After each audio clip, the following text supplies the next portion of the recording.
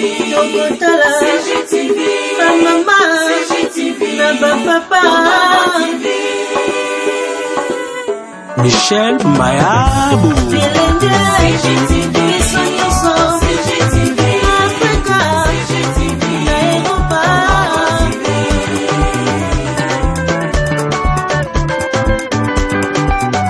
émission ya kitoko culturel, politique, religieuse et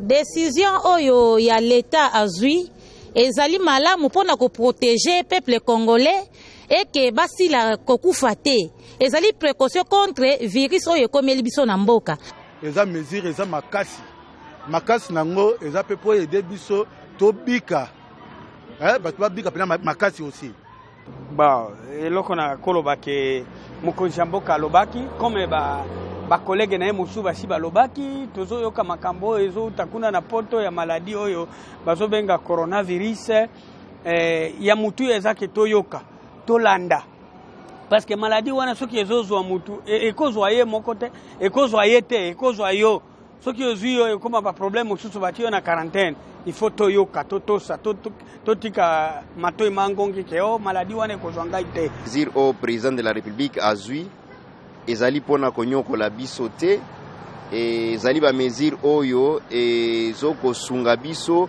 pour que virus ya coronavirus ezwa batu ebele te. En tout cas, eza pasi mingi parce que biso tozo vivre na to du jour. Soki obimi, ozwi moi 1000 fois, moi 2000 fois, oye obiki si libota.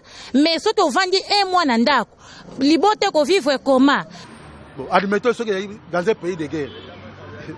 Dans un pays de guerre, le retour à moto a été manque à gagner. Non. Considérons c'est comme si nous sommes maintenant dans un pays de guerre. Na côté social vraiment toza zéro vie ezate c'est que eza lisusu liwa tozo kufa so na banda pona nzala tokimi pona ba maladie mais to kufa pona banzala ata la biso pe likambo. La guerre c'est quoi? C'est coronavirus. C'est tout à fait normal. Donc yo mo pays la guerre tous les gens maka gagner non. CGTV à la vitesse de la vie. Congo Gold TV à la vitesse de la vie. Maman Mbote. Mbote papa. Lobby na 23 heures passées, discours ya mokonzi mboka biso stolandaki na etuka ya Congo démocratique mokimba par rapport à maladie ya bokono etali coronavirus. Ozali Maman Mbote, décision oyawa mbula matadi azui oyambi yango longolenge kani. OK, merci papa na question posée ngai. Décision oyo ya l'État azui ezali malamu pona ko protéger peuple congolais et que basila kokufa te ezali précaution contre virus oyo komeli biso na mboka mais soki pe totali na social en tout cas eza pasi mingi parce que biso tozo vivre na to du jour soki obimi ozwi moi 1000 fois moi 2000 fois oye obiki si libota mais soki ovandi un mois na ndako libote ko vivre comment mokonzi azwi décision ya malamu mais akanisa peke baboti wana famille ba mabote ezobika lolenge nini na côté social vraiment toza zéro vie ezate c'est que eza lisusu liwa tozo kufa so na banda pona nzala tokimi pona ba maladie mais to kufa pona banzala ata la biso pe likambo. Ba eloko na koloba ke mokonzi mboka alobaki comme ba collègue na ye mosusu basi balobaki tozoyoka makambo ezouta kuna na poto ya maladi oyo bazobenga coronavirus ya mutu ezake toyoka tolanda parce que maladi wana soki ezozwa mutu ekozwa ye moko te ekozwa ye te ekozwa yo soki ozwi yo ekoma ba problème mosusu batio na quarantaine il faut toyoka totosa totika matoi mangongi ke o maladi wana ekozwa ngai te non maladi yango eza na couleur te hein toza pe na ba précaution ya makasi pour dire que oh mutu oyo nakoza na esika moko te nakozwa na transport moko te aza atteint hein ya mutu eza toyoka totosa conseil chef de l'État mesure ya chef de l'État. Au fait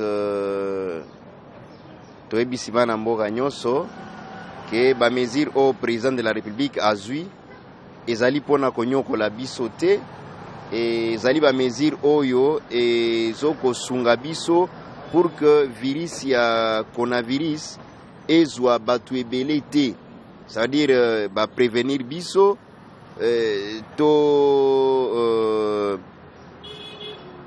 disons tolandela ba mesure ya précaution ba pesi biso. Et puis lokola coronavirus ezoko se propager très rapidement, yango nde président de la République alobi kelasi ba université et ba église ezala nani ya kokangama pendant ces quelques semaines pour voir soki tokoki ko maîtriser virus yango ou bien et comment les choses vont évoluer. C'est un peu ça. En tout résumé, message oyo mokonzi ya mboka fournir pour na biso population, ezali message que tout tient en application.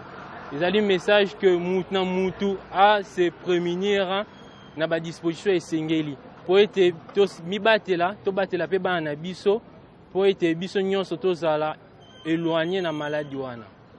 Donc résumé na lingala eza que bandeko mususu oyo bazana no ko minimiser virus oyo babengi coronavirus, bazwa tenir compte nango et puis bamona bayeba que eza risque makasi pona humanité mobimba, batosa ba prévention oyo mokonzi ya mboka asengi tosa, et puis na ba service mususu ba relayer message wana chef de l'État pour prendre les précautions contre ces virus. Je pense que ezala pona malamu na biso nyonso. Bonjour papa. Bonjour.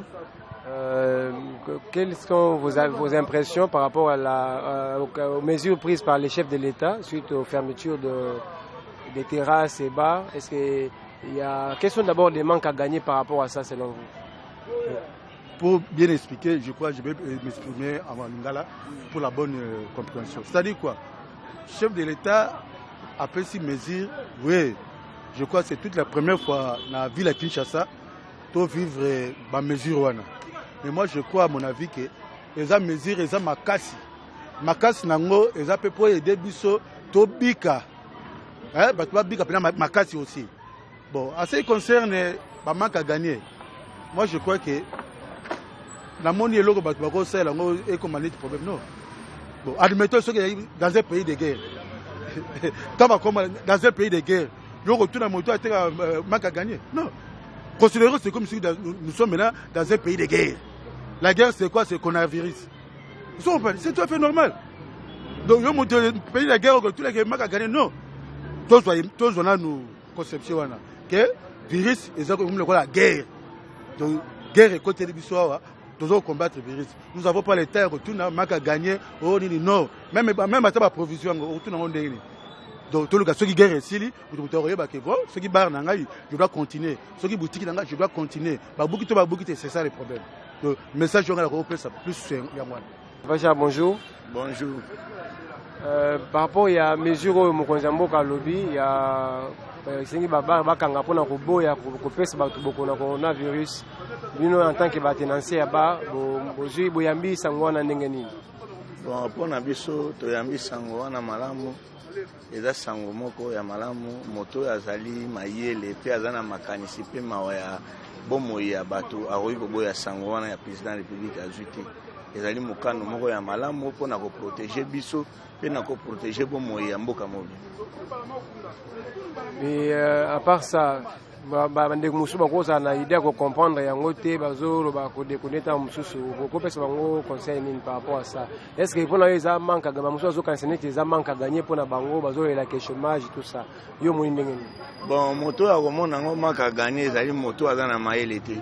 Po soki le logere ezalaki na mboka masasi eza ko beta na mboka mutu moko akoteka te mutu moko akoluka te mutu akokanisa mabe même bato nde nayokaki ke eza na bajournaliste mosusu bazoloba ke maladi wana ezali te eza makambo ya lokuta bazoluka mbongo. Bon soki otali mitu na bango eza malamu te baza kososola te so bazalaki na bato bazali na bomoi baza mpe na mayele bakozwa yango seri. Non, on a reçu le message de notre chef de l'État. Ça se comprend, il a réfléchi très très bien par rapport aux vies humaines. CGTV à la vitesse de la vie. Congo Gold TV à la vitesse de la vie. CGTV, Tokotala, CGTV, Mama, CGTV, Papa, Michel Mayabo, CGTV, Africa, Europa.